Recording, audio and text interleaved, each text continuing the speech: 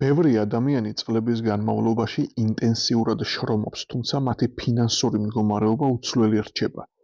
პრობლემა ხშირად არა ძალისხმევის ნაკლებობაში, არამედ იმ სისტემის არარსებობაშია, რომელიც შრომას სიმდიდრედ აქცევს. ნავალ რავიკანტი, ანტერპრენერი და ინვესტორი ამბობს, რომ გამდიდრება არა იღბლის, არამედ უნარებისა და პრინციპების ერთობლიობა. მისი ცნობილი გამონათქვამი ასე ჟღერს: წამართვით ყველაფერი, რაც მაქვს, დამტოვეთ ნებისმიერ ინგლისურენოვან ქვეყანაში სრულიად მარტო და დაახლოებით 5 წელიწადში მე ვიქნები ისევ მულტიმილიონერი. ამ ეპიზოდში ჩვენ გავშიფრავთ ნავალის 10 პრინციპს.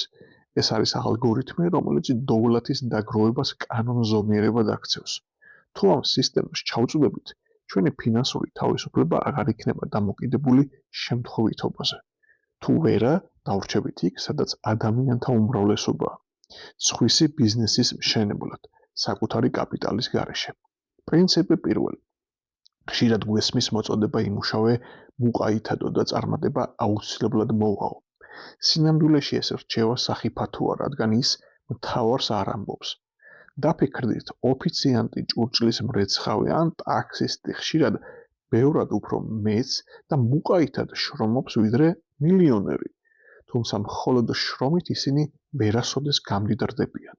თუ ადამიანის შრომა არასწორ ობიექტზეა მიმართული, ის უბრალოდ ადგილზე დარბის, როგორც ნავალი ამბობს. რაც უფრო მეტ ირბენს არასწორი მიმართულებით, მით უფრო სწრაფად დაიღლება შედეგის გარეშე. ნავალის აზრით მნიშვნელოვანი არა ის, თუ რამდენს მუშაობ, არამედ ის, თუ რაზე მუშაობ. ძალისხმევა მხოლოდ მაშინ იძენს ფასს, როდესაც ზუსტად იცი რა აკეთო, ვისთან ერთად აკეთო და როდის. სანამ ენერგია გაიხარჯება, გასარკვევია ღირს თუ არა საერთოდ ეს სფერო დროის დასახარჯად. შრომა მხოლოდ მას შემდეგ ხდება ეფექტური, როცა მისამართს სწორად ავირჩევთ. პრინციპი მეორე.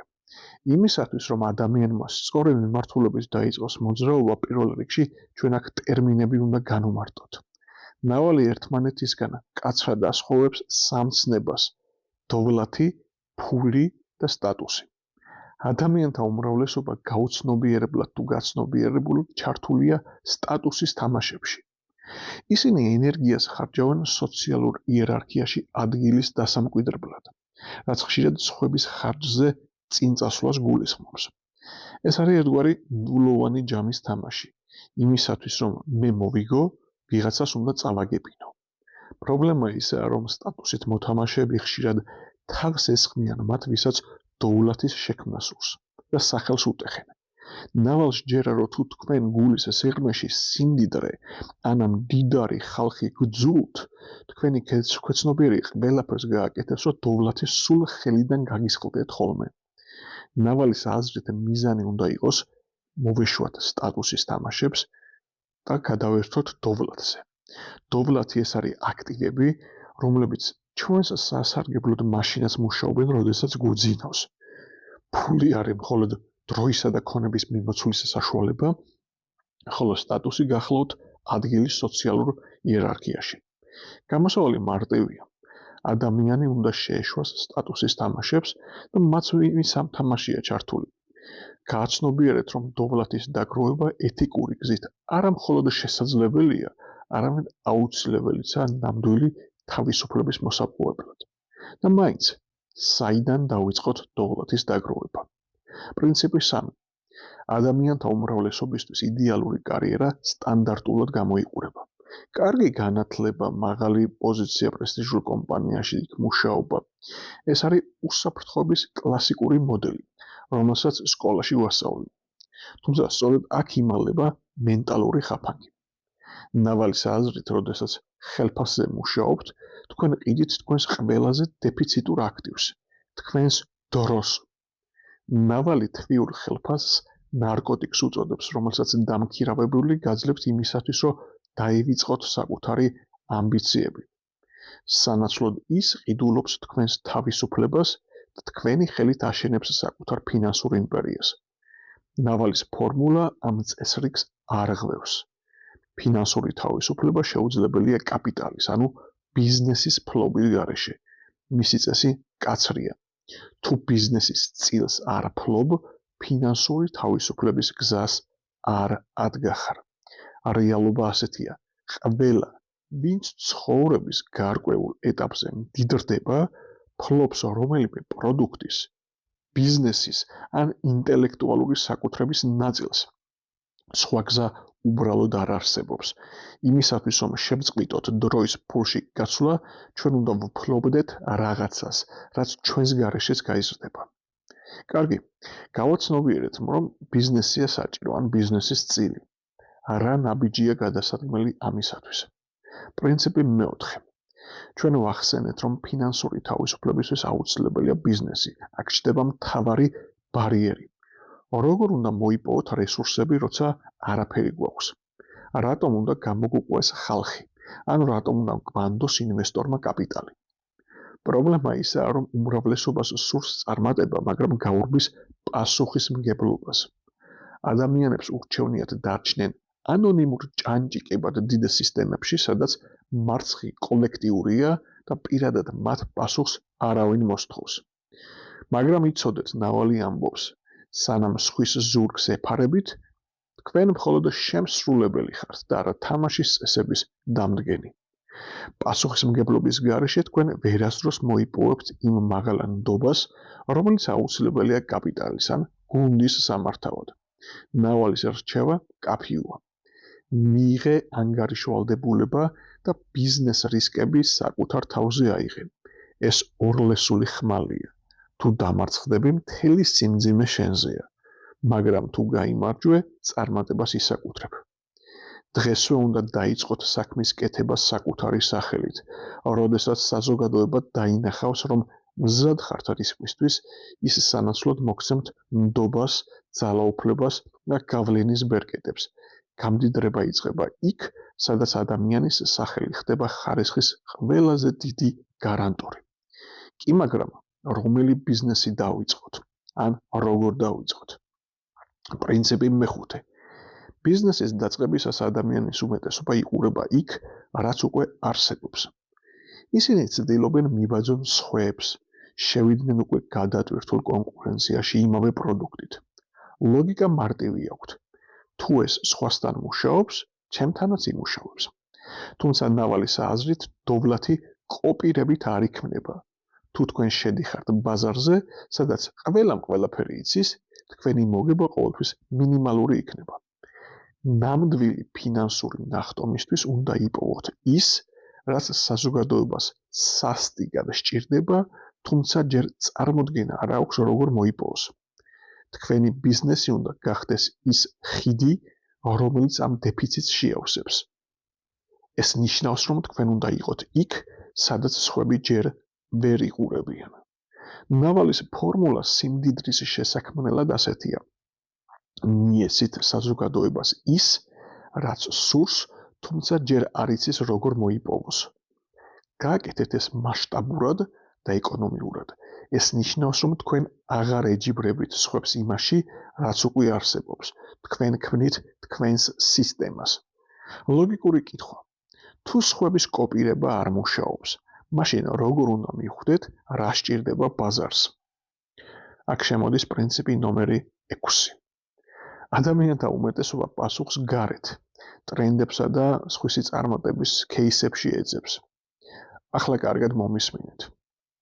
ნავალს სჯერა, რომ თუ თქვენი ცოდნა მიღებულია აუდიტორიებში ან სახელმძღვანელოებიდან, ეს ნიშნავს, რომ თქვენი ჩანაცვლება ნებისმიერი სხვა ადამიანით 5 წუთის საქმეა. თუ საზოგადოებას შეუძლია ვინმე დაატრეინინგოს თქვენს საქმეში, ის ხვალ აუცილებლად იპოვის თქვენზე იაფ შემსრულებელს. თქვენ ხართ ჭანჭიკი, რომელიც ნებისმიერ დროს შეიძლება გადააგდონ, ამბობს ნავალი. ნამდვილი დოვლათი კი იქა, სადაც კონკურენცია საერთოდ არ არსებობს, სადაც თქვენ ერთადერთი არჩევანი ხართ. როგორ უნდა გახდეთ ასეთი შეუცვლელი? ნავალს ამისთვის ერთი კონკრეტული იარაღი აქვს, რომელიც როგორც ვთქვით, აუდიტორიებში არ ისწავლება. ამას ეწოდება სპეციფიკური ცოდნა. ეს არ არის ვიწრო დიპლომი ან ვიწრო განათლება. ეს არის ადამიანის ბუნებრივი ნიჭის, ბუნებრივი ინტერესების და პირადი გამოცდილების უნიკალური ნაზავი, რომლის კოპირება ფიზიკურად შეუძლებელია. ეს არის საქმე, რომელიც თქვენთვის თამაშად აღიქმება, ხოლო სხვისთვის შეიძლება ძიმე შრომად ჩანდეს. სპეციფიკური ცოდნა არ ისწავლება, ის იხვეწება ცხოვრებისეულ გამოცდილებასთან ერთად. სწორედ აქ მთავრდება მიბაძვა და იწყება თქვენი მონოპოლია, რადგან ქმნით იმას, რისის შექმნაც სამყაროში მხოლოდ თქვენ შეგიძლიათ. თუმცა, მხოლოდ სპეციფიკური ცოდნა არ კმარა. საჭიროა შემდეგი ელემენტის შემოტანა, რასაც მივყავართ შემდეგ პრინციპამდე. წარმოიდგინეთ, რომ იპოვეთ თქვენი სპეციფიკური ცოდნა, შეფუთეთ და დაიწყეთ მისი გაყიდვა. ერთი შეხედვით ყველაფერი კარგადაა, მაგრამ ნავალის ასრით ძალიან მალე კედელს დაეჯახებით. პრობლემა ისაა, რომ ამ მოდელში ჩვენ ისევ საკუთარი დროის ძევლები ვართ. თუ თქვენი შემოსავალი პირდაპირაა მიბმული თქვენს ფიზიკურ ენერგიაზე, თქვენი მაქსიმუმი ყოველთვის 24 საათით იქნება შეზღუდული. ეს ნიშნავს, რომ თუ დაიღლებით, ავად გახდებით, ან უბრალოდ დასვენება მოგინდათ, თქვენი შემოსავალი შეფერხდება. დოვლათის დასაგროვებლად მხოლოდ ცოდნა არ კმარა. თქვენ გჭირდებათ ძალისხმების მულტიპლიკაცია, თქვენ გჭირდებათ გავლენის ბერკეტები. ნავალის სისტემაში გავლენის ბერკეტის ორი სახე არსებობს. პირველი, ძველი სამყაროს ბერკეტი, რომელსაც ფული ქვია და ადამიანური რესურსი, მაგრამ ამას მინუსი აქვს. ესენი არის ისეთი ბერკეტები, რომელსაც სხვისი ნებართვა, სხვისი ლეგიტიმაცია სჭირდება. თუმცა არსებობს მეორე ბერკეტის სახე, რომელიც დღეს ნებისმიერ თქვენგანს შეუძლია ნულიდან შექმნას, ისე რომ არავის ნებართვა არაა საჭირო. ეს არის პროგრამული კოდი და ინტერნეტ კონტენტი. ნავალი მათ უნებართვო ბერკეტებს უწოდებს, რადგან მათ სხვისგან ნებართვა არ სჭირდება. კოდი და კონტენტი. ეს არის არმია, რომელიც მაშინაც იმუშაობს, როცა თქვენ გძინავთ. ნავალი ამბობს, რომ თუ კოდირება არ შეგიძლიათ, ააშენეთ პერსონალური, პირადი ბრენდი. დაწერეთ ბლოგები, ჩაწერეთ ვიდეოები თქვენი ექსპერტიზის შესახებ ან პოდკასტები. ეს არის უფასო დისტრიბუციის არხები, რომელიც თქვენს 1 საათიან შრომას მილიონობით ადამიანთან მიიტანს. ნავალის ეს მიდგომა დასამახსოვრებელია. სანამ ჩვენს ნაცვლად სისტემა არ იმუშავებს, ჩვენ ყოველთვის დავრჩებით ადამიანად, რომელიც ფულში საკუთარ თავისუფლებას ცვლის. პრინციპი 8. ჩვენ ვცხოვრობთ ეპოქაში, სადაც უკვე გავლენის ბერკეტებზე ვისაუბრეთ და ისინი აღმოვაჩინეთ, რომ ყველასათვის ხელმისაწვდომია.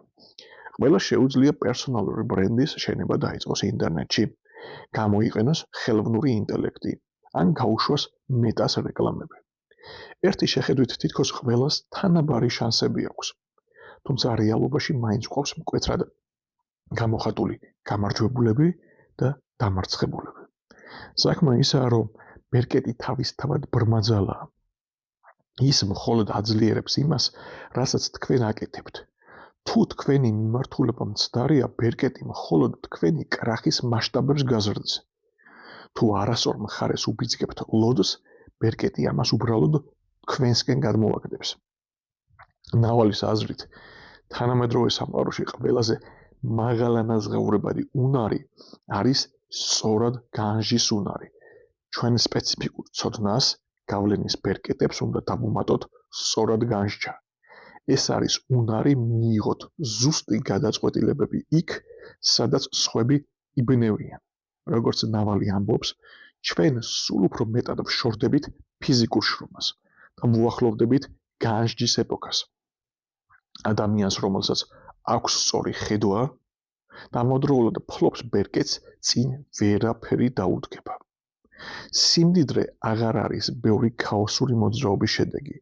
ეს არის ცოტა, მაგრამ ზუსტი და გათვლილი დარტყმების ეფექტი. როდესაც უკვე გვაქვს სპეციფიკური ცოდნა, ვფლობთ ბერკეტებს და ვავარჯიშებთ განжის უნარს, ლოგიკური ცდუნება რჩება. მივიღოთ შედეგი აქ და ახლა, სწრაფად.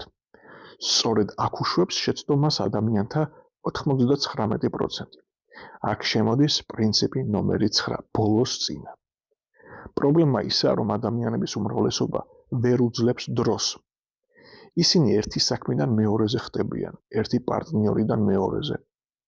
იცოდეთ, ყოველი ასეთი ნახტოვი ანგრევს რთული პროცენტის ჯაჭვს და ჩვენ ისევ ნულოვანი წერტილიდან ვიწყებთ. ბევრს გონია, რომ ეთიკა და რეპუტაცია მეორე ხარისხოვანია, როცა საქმე სწრაფ მოგებას ეხება. მაგრამ სამყაროში, რომელიც მოკლევადიან ხეირზეა ორიენტირებული, გრძელვადიანი მოთამაშეები ყველაზე იშვიათ და ძვირად ღირებულ აქტივს წარმოადგენენ. რთული პროცენტი სხვათა შორის ნავალის აზრით მხოლოდ ფულს არ ეხება. ის ჩვენს რეპუტაციაზე და ურთიერთობებზეც ვრცელდება. თუ 10 წლეულების განმავლობაში აგურ ვაშენებთ სუფთა რეპუტაციას, ჩვენი წონა ბაზარზე 10,000-ჯერ აღემატება იმ ნიჭიერი ადამიანების წონას, რომლებიც საკუთარ სახელს არ უფრთხილდებიან. ნავალის მთავარი რჩევა ასეთია. როცა იპოვით საქმეს და ადამიანებს, რომლებთანაც თანამშრომლობა ღირს გრძელვადიან პერსპექტივაში, დასხეთ და იმუშავეთ მოყაითად. ითამაშეთ გრძელვადიანი თამაშები. საბანი ყოველთვის პარტნიორის მხარეს გადაწიეთ. მიეცით მათ იმაზე მეტი ვიდრე ითხოვენ. რატო? იმიტომ რომ გრძელვადიან პერსპექტივაში ეთიკა არის ყველაზე მაღალშემოსავლიანი სტრატეგია. ერთი მიმართულებით 10 წლეულების განმავლობაში ინვესტირებული ენერგია არის ის, რასაც მოაქვს მათემატიკურად გარანტირებული ფინანსური თავისუფლება და უპირობო ნდობა. და ბოლოს, იღბლის შესახებ. ნავალის ალგორითმის დედა აზრი ხო ეს არის, ის იღბალს არ ცნობს. ჩვენ 8 შესანიშნავი პრინციპი გავიარეთ, თუმცა არ გვისაუბრია იღბალზე. ადამიანებს გონიათ, რომ წარმატება ბედის თამაშია და ჩვენ აქ კამათლებს ვაგორებთ. ნაწილობრივ შესაძლოა ესეც იყოს, თუმცა ამ აზროვნებას თავისი ნაკლი აქვს. თუ ადამიანი იღბალს ელოდება, გამოდის, რომ საკუთარ ცხოვრებაზე კონტროლი არ აქვს. წიგნში ნავალი 4 სახის იღბალზე საუბრობს, თუმცა ჩვენთვის აქედან მნიშვნელოვანია მეოთხე. წარმოიდგინე, ადამიანი იკავებს უნიკალურ პოზიციას ბაზარზე. წლების განმავლობაში აშენებს უბადლო რეპუტაციას. ამ დროს ის იღბალს აიძულებს გზად გადაეყაროს. ნავალი შემთხვევითობას აქრობს და კანონზომიერებას აჩენს. ნავალის ფორმულაა: უნდა გახდე იმდენად დეტერმინისტული, რომ იღბლის ფაქტორი საერთოდ აღარ დაგჭირდეს.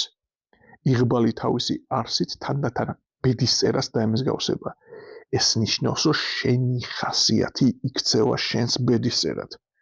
როდესაც შენ ხარ ადამიანი, რომელმაც 10 წლეულებით დახარჯა ერთი მიმართულებით, როდესაც ყველამ იცის შენი ეთიკა და შენი უნიკალური ცოდნა, შენ ხდები ერთადერთი არჩევანი ბაზარზე კონკრეტულ სფეროში. იღბალი აღარ არის ბრმა შემთხვევა, ის არის შენი სწორი მოქმედების გარდაუვალი ფინალი. ნავალ-რავიგანდის სისტემა არაა ჯადოსნური რეცეპტი, ეს ალგორითმი უფროა. თუ ჩვენ ვიპოვით სპეციფიკურ ცოდნას, დავდგებით ჩვენი სახელით ამ საქმის უკან, გამოვიყენებთ გავლენის ბერკეტებს და ამ ყველაფერს რთული პროცენტის კანონს დავუმორჩილებთ, სიმდიდრე ხდება არა გამართლება, არამედ გარდაუვალობა. ბევრი იტყვის, რომ ეს რთულია. ისინი მართლებიც იქნებიან. ეთიკით ცხოვრება, პასუხისმგებლობის აღება და 10 წლების განმავლობაში ერთი მიმართულებით დარტყმების განხორციელება რთული მისია. სწორედ ამიტომ არის დოველათი ასეთი იშვიათი და ძვირფასი. არჩევანი ჩვენზეა. ან დავრჩებით სტატუსის თამაშებში სხვისი ფინანსური იმპერიების მშენებლად, ან დღესვე გადავაწყობთ საკუთარ საოპერაციო სისტემას. ნავალმა მოგვცა რუკა და ფორმულა წარმატებისთვის. მაგრამ არსებობს ერთი გადამწყვეტი ფაქტორი, რომელსაც ვერცერთი ალგორითმი ვეღარ ითვალისწინებს. ეს არის მომენტი, როცა თქვენი გონება დანებებას გიკარნახებთ, რადგან რთული პროცენტის ლოდინი აუტანელი გახდება. არა ხდება მაშინ, როცა რუკა გაქვთ, მაგრამ გზაზე გასასვლელად მენტალური ძალა აღარ ყოფნის. წინა ეპიზოდში მე დავფარე დევიდ გოგინსი, ადამიანი, რომელმაც შექმნა საკუთარი თავის ყველაზე მტკიცე ვერსია.